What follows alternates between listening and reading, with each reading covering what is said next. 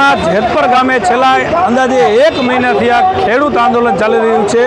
વીજ કંપનીઓને જે દાદાગીરીપૂર્વક ખેડૂતના ખેતરની અંદર કામગીરી કરી અને વીજપોલ નાખતી હતી, ત્યારબાદ તેમને યોગ્ય વળતર નહોતી આપતી। એના અનુસંધાને છેલ્લા 1 મહિનાથી આ જે જેતપર ગામે આંદોલન ચાલતું હતું, એ આંદોલન હવે ગુજરાતભરના ખેડૂતોનું આંદોલન બની ગયું છે। પાર્ટ 1, 2 અને આજે પાર્ટ 3નું શરૂઆત થઈ ચૂકી છે। ત્યારે અત્યારે મહેન્દ્રનગર ગામ પાસે આવેલી મહેન્દ્રનગર ચોકડીના દ્રશ્યો છે, જ્યાં અત્યારે ખૂબ મોટી સંખ્યામાં ખેડૂતો અત્યારે આવી પહોંચ્યા છે। એના પાછળનું કારણ એ છે કે આજે પાર્ટ 3ની શરૂઆત થઈ છે। આ મહેન્દ્રનગર ચોકડીથી કલેક્ટર કચેરી મોરબી સુધી આજે લોકો અહીંથી પદયાત્રા કરી અને જે સરકારે પરિપત્ર જાહેર કર્યો છે તે તેમને નામંજૂર છે, એટલે તેમનો વિરોધ કરશે અને કલેક્ટરને આવેદન પાઠવશે। ત્યારે અત્યારે મારી સાથે અહીંયા મોટી સંખ્યામાં તમે જોઈ શકો છો કે લોકો ઉપસ્થિત છે। આપણે એમની સાથે ચર્ચા કરવાનો પ્રયત્ન કરીશું। સૌપ્રથમ તમારું નામ જણાવજો। મારું નામ સંજય પટેલ છે, મહેન્દ્રનગરથી આવું છું અને અમે આજે આ રેલી પરિપત્રના વિરોધમાં કરી છે। જે સરકાર દ્વારા જે લોલીપોપ આપવામાં આવ્યો છે તે બિલકુલ યોગ્ય નથી। ખેડૂતોને પૂરતું વળતર આપે અને આર્ટિકલ જે ટેલિગ્રામ મુજબ 4 ગણું વળતરની જે અમારી માગ છે, જ્યાં સુધી પૂરું વળતર નહીં આપવામાં આવે ત્યાં સુધી આ આંદોલન ચાલુ રહેશે અને આથી પણ ઉગ્ર આંદોલન ચાલુ રહેશે અને હવે તો ભડકે પડશે ગુજરાત। લોલીપોપની વાત આવે છે તો સરકારે જે જાહેર કર્યું છે પરિપત્ર, એ લોલીપોપ કેવી રીતે અને હવે આગામી દિવસોમાં શું રણનીતિ? લોલીપોપ એટલામાં કે આપણે બાજુમાં રાજ્ય એ પણ ભારતમાં જ આવ્યું છે રાજસ્થાન, એ 4 ગણું વળતર ને ગુજરાતમાં 2 ગણું વળતર, અને એ કેટલા દિવસથી ઉપવાસ આંદોલન લાઠીચાર્જથી પછી તમે 2 ગણું દો, એટલે તમને એમ કે જો માની જાય તો માની જાય, નકર કાંઈ દેવું ન પડે। એટલા માટે તમે હવે લોલીપોપ જાહેર કર્યો કે માની જાય તો સારું, પણ આ સરકારને મારે કેવું છે કે જેતપર છાવણીનો પાર્ટ 3 એ મહેન્દ્રનગરથી મંડાણ થયા છે, એ આજથી શરૂઆત થઈ છે અને આ આંદોલન તોડવા માટે ગુજરાતમાં એને જે પણ બળ વાપરવું પડે એ વાપરવું છે। પોલીસ તંત્રને આગળ કર્યું છે, હવે તો હું એમ કહું કલાકારોને પણ આગળ કર્યા છે। કલાકારો જે અત્યારે એમ કહે ને કે અમે આંદોલન કરશું, એ બીજો એનો કાંઈ ભાગ નથી। એ ખેડૂત આંદોલન તોડવા માટેનો જ ભાગ છે, મુદ્દો ડાયવર્ટ કરવા માટેનો ભાગ છે।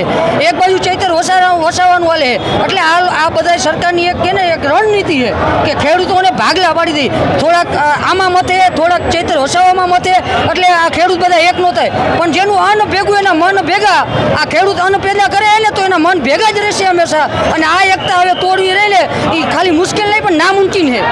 આજે અન્ય લોકો પણ અહીંયા ઉપસ્થિત છે, શું કહેશો? આજે પાર્ટ 3ની શરૂઆત થઈ છે। મહેન્દ્રનગર સતત અહીંયા સેવામાં કાર્યરત છે। આખું ગામ એમ કહે છે કે અમે આવી, બહેનોના સાથે રાતે કેટલા ફોન આવ્યા કે અમે બધા આવી કિસાન રેલીમાં। કિસાનને એટલો મોટો સપોર્ટ છે કે મહેન્દ્રનગર માટે ક્યારેય કચાશ નહીં રહીએ, એ અમારી જવાબદારી છે। ખાસ કરીને અહીંયા મોટી સંખ્યામાં યુવાનો છે અને એક તરફ વરસાદ નથી તો બીજી તરફ ખેડૂતના ખેતરની અંદર મહાકાય વીજપોલ આવી રહ્યા છે, તેમનો વિરોધ પાર્ટ 1, પાર્ટ 2 અને હવે પાર્ટ 3 થવા જઈ રહ્યું છે, શું કહેશો? આ પાર્ટ 3ની અંદર ખેડૂતોને પૂરતું વળતર મળતું નથી, જેમના કારણે આ ધંધા રોજગાર બંધ કરી અને મોટી સંખ્યામાં જે જવાનિયા છે, ત્યારબાદ મોટી ઉંમરના માણસો, લેડીસો, સાથે સાથે છોકરાઓ, અમારે આજે હું મહેન્દ્રનગર પ્રભુકૃપા ટાઉનશીપથી છું, મારું ગામ મૂળ રાપર છે। અમારા ફ્લેટની અંદર અમારા મિત્રની આજે હવનનો પ્રસંગ છે, તો પણ છતાં મારા ફ્લેટના બધા અહીંયા હાજર છે પ્રસંગ મૂકી અને ખેડૂત માટે જે સરકાર એમને પૂરતો વળતર નથી આપતું એમના માટે જે આ મોટી સંખ્યામાં જે ભેગા થયેલા છે ભાઈઓ, એમના સમર્થન માટે અમે બધા હાજર છીએ। ત્યારબાદ મહેન્દ્રનગર હર હંમેશ માટે ખેડૂત આંદોલનની અંદર મોખરે રહ્યું છે અને ગમે ત્યારે ખેડૂતને સપોર્ટની જરૂર પડે ત્યારે અમારું મહેન્દ્રનગર ખડે પગે ઊભું રહેશે। ખાસ કરીને સરકારે મસ્ત મજાની લોકો કહે છે કે લોલીપોપ આપી છે, તો એ લોલીપોપ છે કે ખરેખર સરકારે જે જાહેરાત કરી ખેડૂતના હિતમાં?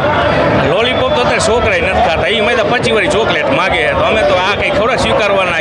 જે પરિપત્ર જાહેર કર્યો જે આપણી માગણીથી વિરુદ્ધ છે, અધૂરો પરિપત્ર છે, કોઈ સ્પષ્ટતા કરી નથી, એટલે આ સ્વીકારવામાં નથી આવ્યો। અને મોરબી જિલ્લાના 300 સરપંચ અમાન્ય છે એવા લેટર પેડ સાથે આજે આવેદનપત્ર આપવા જવા, નહીં કે એમને ખાલી ઈઓ કરવા નથી જવાનું। સરકારની નીંદ આરામ કરવાવાળી વાત છે કે 300 સરપંચના લેટર પેડ નાની વાત નથી। આ ઇતિહાસમાં પહેલી વાર હશે કે એક સાથે 300 સરપંચને વાંધો છે આખા જિલ્લામાં કે આવેદનપત્ર દેવા જાય 2, 5, 10 તો હોઈ શકે નાના તાલુકામાં આવેદન આપી. આ મોરબી જિલ્લા અને ગુજરાત રાજ્ય આખાનું આંદોલન છે અને આ સરકારને કહેવા માગી છીએ કે આ મોરબી જિલ્લામાં જે પ્રોગ્રામ કર્યો એવા આખા ગુજરાતના તમામ જિલ્લામાં અમે આ રીતના સરપંચના સમર્થન સાથે આવેદનપત્ર આપવા જવાના છે. આંદોલનકારીઓને ક્યાંક ને ક્યાંક સરકારી એજન્સીઓ દ્વારા દબાવવાના 2 દિવસથી પ્રયાસ થાય છે, કઈ રીતે જોવો? અમે એને તંત્રને કહેવા માગી છીએ નિષ્ઠાથી કામ કરો, કોઈના હાથા ન બનો. બાકી તમે શું કરો છો અમારા આગળ બધુંય છે. અને ખાસ કરી આ ભૂસ્તર શાસ્ત્રી મોરબીના તમે શું કરો અને કેટલા વર્ષથી નોકરી કરો હો ને તમારા કેટલા પ્રોપર્ટી એ તમે ખગાવાલાના નામે શું કર્યું એ બધા અમારા આગળ ડેટા છે.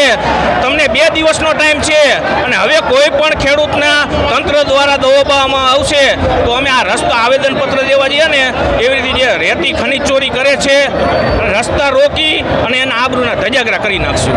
તો હવે વાત ફક્ત મોરબી કે જેતપુરની નથી રહી. ગુજરાત ભરની અંદર કિસાનો અત્યારે મહેન્દ્રનગર પહોંચી રહ્યા છે, મોટી સંખ્યામાં લોકો પહોંચી રહ્યા છે. ત્યારે હવે પાર્ટ 3 આજથી મંડાણ થયા છે. ત્યારે સરકાર આ બાબતે કઈ રીતે જોવે છે અને કઈ રીતે આગામી દિવસોમાં નિર્ણય લે છે એ જોવું રહ્યું. યોગેશ રંગપડિયા, મોરબી.